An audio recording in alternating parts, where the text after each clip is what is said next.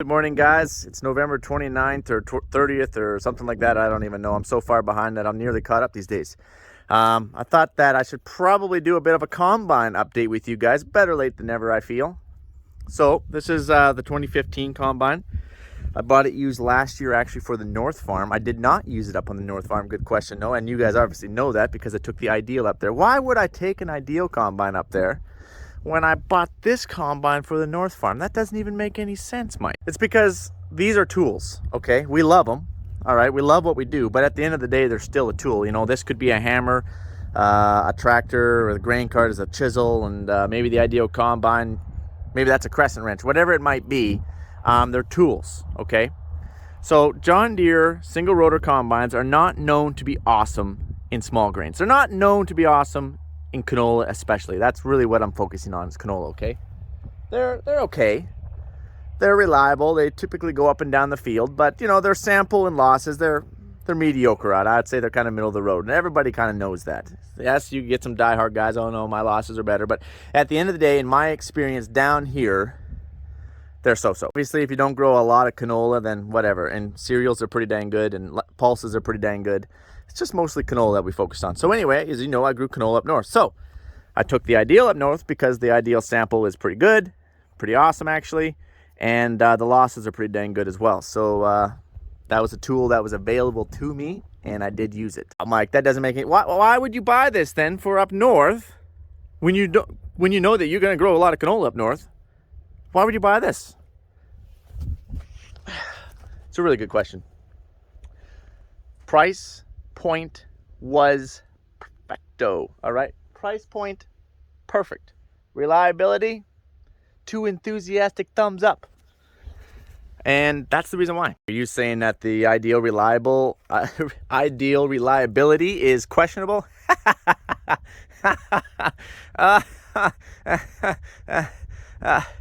All right, we're going to talk about that in the next video here, or at least later on in this video when we get to an Ideal combine. Right now, we're just going to talk about the John Deere, okay? So anyways, I rolled back the chopper on this thing because you guys know that I am a freaking professional at rolling back choppers. And I wanted to show you inside the back end of this combine. I pre-proofed it because, you know, we do have the odd raccoon around here, and I didn't want one staring me down because they will come in here and they will winter in here, believe it or not. So anyways, that is your back beater. The Ideal combines do not have a back beater. I'm trying to think. I think C&H combines have back beaters. And what else has a back beater? Pretty sure the Case New Hollands do. Yeah, John Deere does. I don't believe the Claws has a back beater.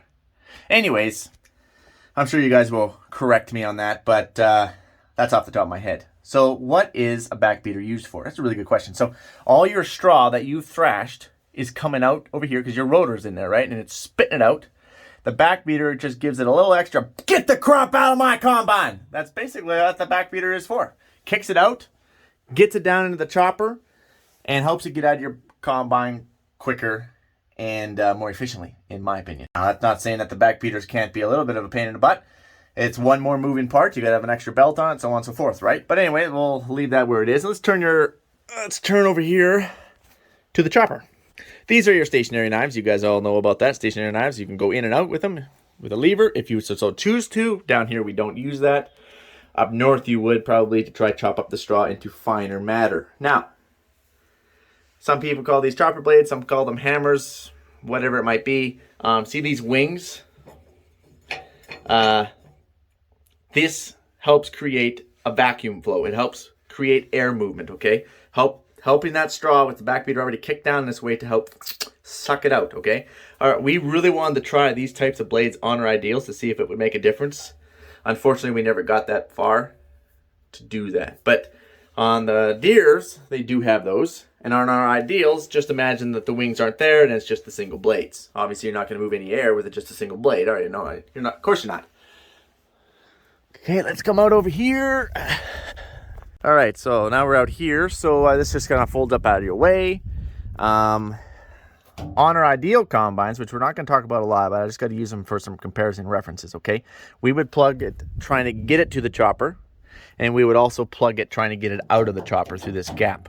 On the Ideal, I think it's a little bit narrower yet. But anyways, this is typically where we would plug it on the John Deere combine here, okay? We have plugged it in here on lentils.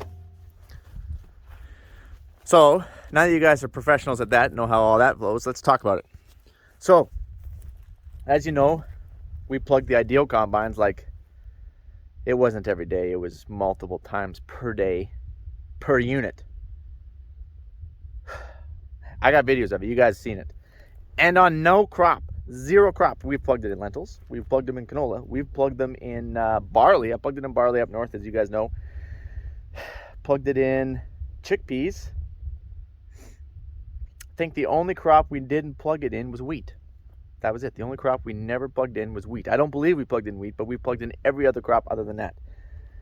And you guys are like, wow, Mike, you got a 50-foot header on there, man. What do you expect? What? Are you freaking kidding me? We had no crop. We were combining 0 bushels. Our average was actually 2. Ooh. Maybe if you get into the 30s, no, 40s, no, let's go 50, 60 bushel lentil crops or chickpea crops.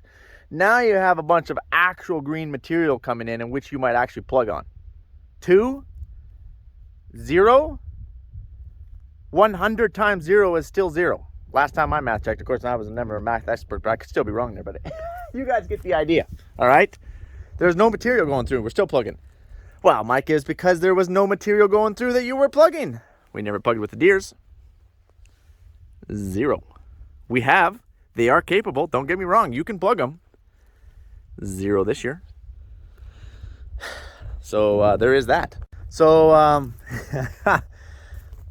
now we've pretty much talked about the material flow. Let's talk about breakdowns. As you guys know, our Ideals, we did struggle keeping them going. They work awesome when they're going, but we did struggle. We'll talk about that later. But the Deere, this is not a new combine. It's been around the block a few times, okay? It's got like 1,800 hours on it. Engine, 1,400 separators, 2015. Bought it used last year.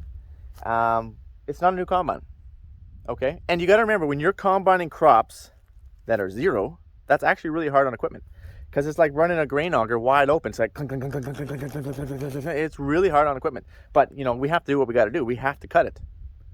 2 bushel. That's 2 bushel that we didn't have. That's our seed, okay? We have to cut it. But when you're combining nothing, it is hard on equipment.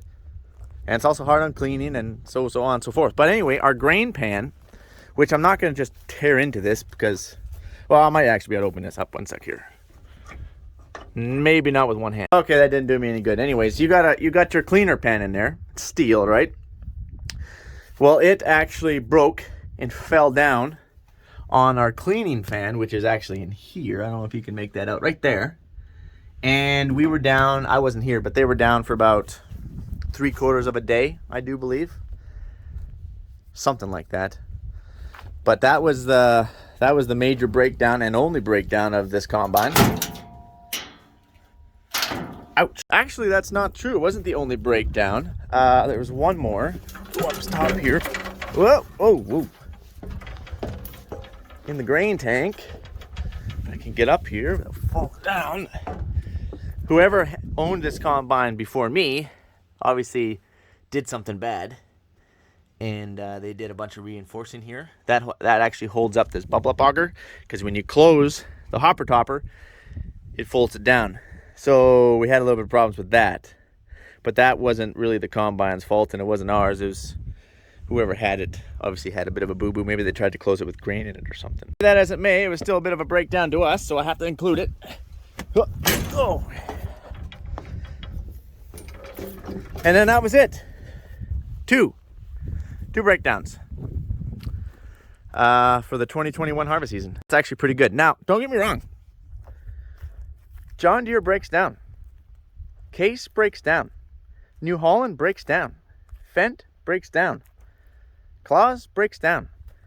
If it's man-made, it is going to freaking break down. So get ready for it. It's going to happen. Now, in saying that, Dad does have a over here, I think. Whoa, hold on. Another 690. His is a 2017. Remember, we got these things last winter. And like, they're not new combines. They got hours on them. But he didn't have a single freaking breakdown, which amazes me. All right? It amazes me. But don't, like I said, it's just a matter of time. Let's put this chopper back. So Mike, I got some questions, buddy. If these things are so good, why did you get rid of them? For those of you who don't know, we had 690s. We had 14 models and 16-year models. And we actually traded them on the Ideal combines. What the heck is with that then, Mike? That is actually a really stinking good question. For me, there's actually quite a few reasons, and we're going to talk about that when we get to the Ideal. But I want to go to a twin rotor. Yes, New Holland is a good option. We'll talk about why we chose the Ideal when we get to the Ideal video. But I wanted to get to better sample. I wanted to get to better losses. And we were having really good success with the Fendt tractors. So we're like, well, it's just a no-brainer. But we'll talk about that when we get to the Ideal. Well then, Mike, what's your plan then? Obviously, I'm sure we'll get updated when you get to the Ideal video. Yes, you will. What's your plan then with these? Well, we're going to keep them. Are you going to get more? Well, I don't know. We'll see. We'll see. I guess you'll have to stay tuned for that. Are we going to try something different? I don't know. Good question. We'll see. I guess you'll have to stay tuned for that. So anyways, I'm going to probably let you guys go here. All in all, the 690, not perfect. Nothing is. But it's been pretty reliable for us. We're pretty happy with them. They typically just go up and down the field. And yeah. Now we got to go try and hunt down an Ideal combine here. You're right. We should probably take it back and park it. Everyone loves running equipment. Oh, shoot. I went back there. That's where the key is for the Ideal. Still not used to this.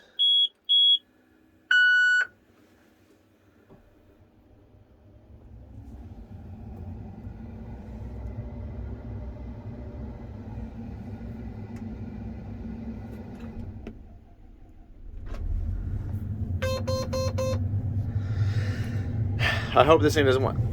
One of my pet peeves with the Deeres is they always got to do a burn. And they'll tell you that they're doing a burn when they got to do a burn, but they always do a burn, never fails when you want to shut down for the evening. Or in this case, when we go to park it. And we're going to close down our hopper topper here.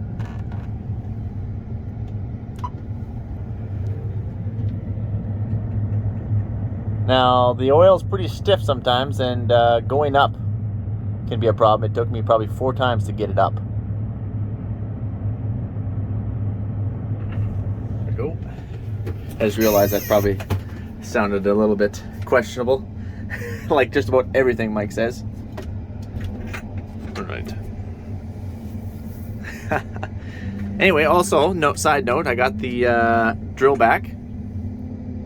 And yeah, my 1050 is here. I brought it back with the 1050. And right now we are doing hoses. Also, I should note, another big plus with the Deere, gotta remember guys, we had Deere, is apparently my really dirty fridge there that Frank hasn't cleaned out. But it's an actual fridge, not a cooler. And it's an actual fridge. And a sound system, like with a sub, which is pretty impressive. John Deere always has the best sound system, doesn't matter what it is. Tractors, combines, sprayers, always got the best sound system. So speaking about the combine, yeah, we park everything outside right now. We don't. A big shop is on the bucket list, but it's on the bucket list. We're gonna have to do a little better than a two bushel crop. Put something like that up, but we will put these in our other shop. We can fit them, and we will go through them kind of like a green light. Green light basically is you start from you would take it to a dealer. They start from the front, go to the back, tell you everything that's wrong, charge you about $45,000, which really only takes them about $20,000 to do, and then that's how they make their money. Yeah, we're not gonna fall for that trap. We're gonna do it ourselves. We know these combines inside and out, and our guys need work too. But you're right, $45,000 for $20,000 of actual parts. Maybe that was inaccurate. It's probably $45,000 for about $12,500 worth of parts. Oh man, per unit, and I'm not making that up. Mike, does John Deere just do green light? I know every manufacturer, every dealer does their whatever 360 inspection, multi-point inspection. For John Deere, they call it a green light. Whatever it is for all the other manufacturers out there. But anyway, everyone does it. Everyone charges this much money of what you should get done. And then they'll slap a little sticker on it that says it's good to go. They've gone through that combine. You've spent your $45,000 freaking dollars for $12,500 worth of parts that you probably could have did for about $5,000 and it's still going to break down on the third day out, guaranteed. freaking guaranteed every time. Doesn't matter what make it is, you guys. Anyways, I'm gonna let you go. I'm gonna stick around here. I have to wait for the def to get pumped back. What do you mean the def's gotta get pumped back? Well, every time you shut it off with a unit that has def on it, hear it, listen.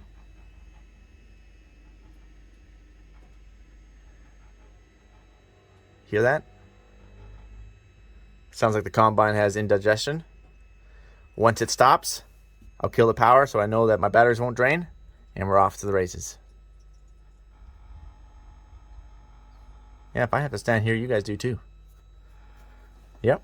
Yeah, we're going to do this together. Yeah, might take 2 minutes. Yeah, we're still here. Yeah. That's a pet peeve with the Deere. On the Fendt, on my tractors, you just hit the button and you walk away. It will shut it off when it's done pumping on the Fendt. No, not the combines. Just the tractors. Come on. We're all growing old here. There it is. Here it's gone. Done. Adios, guys.